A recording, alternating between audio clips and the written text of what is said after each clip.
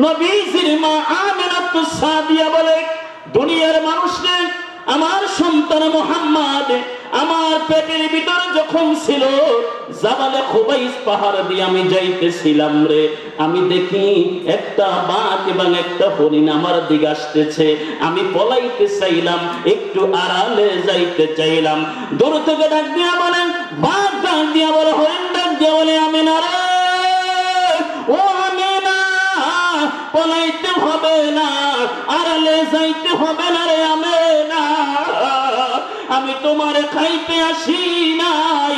আমিনারে জেনে রাখো, তোমার পেটের ভিতরে যিনি আছে ইনি হলো সমস্ত নবীদের নবী।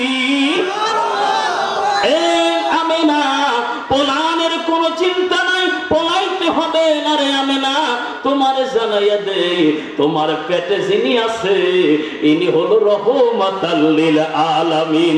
আমিনা রে, একটু সাবধানে থাইকো, ও আমিনা একটু সাবধানে থাইকো, হিসাব করে একটু চলাফেরা কইরো। মা আমিনা বলে, আমার সন্তান মুহাম্মদ যখন আমার পেটের ভিতরে, ওই সময় আমি যখন রাস্তা দিয়ে হাঁটতাম, দুনিয়ার মানুষ নেই, আমার পারে নিচ্ছে যখন পাথর জাতীয় যদি কিছু পড়ে যাইতো, ওটা মোমের মতন গলে যাইতো। আমার নবীর সাথে কারো তুলনা চলেনি। আরো জোরে বলেন, এ বাবা, নবী কেমন একটু খেয়াল করো রে বাবা। তোমার নাম নামাজে স্মরণ করলে নামাজে হবে না, ঠিক কিনা? আর নবী মুস্তাফার নাম যদি স্মরণ না করো, তোমার নামাজ হবে না। কমন একটা খেলা লাগাইয়া দিছে, একটু খেয়াল করেন বাবা। আমার নবী সরকার কায়নাত রহমাতাল লিল আলামিন যদি কোন ছেলের মাথার উপর হাতটা লাগাইতো, আমার হুজুরের গ্রাম 40 দিন পর্যন্ত থাকতো। আমার নবী কেমন নবী?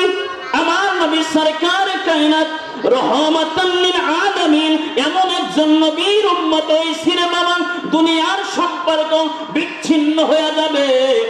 নুরুস সুদূর কিতাবের মধ্যে জালালউদ্দিন সুয়ুতি নকল করেন, আমার নবী বলে, দুনিয়ার মানুষ রে, যদি দুনিয়ার তোমার যে আত্মীয় স্বজন যখন তুমি চলে যাবে, মারা যাবে, সম্পর্ক বিচ্ছিন্ন হয়ে যাবে, কেউ তোমার সঙ্গে যাবে না, আমি মোস্তফার প্রেম থাকলে, ভালোবাসা থাকলে কথা দিলাম রে, তোর কবরে লাশ দেওয়ার আগে আমি মোস্তফা হাজির হইয়া যাব।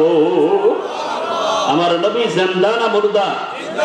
একটু জোরে, আমার নবী জিন্দা, শুধু জিন্দা না রে বাবা, আমার নবীর রোজার ভিতরে খানা যায়। জয় কোন সুবহানাল্লাহ।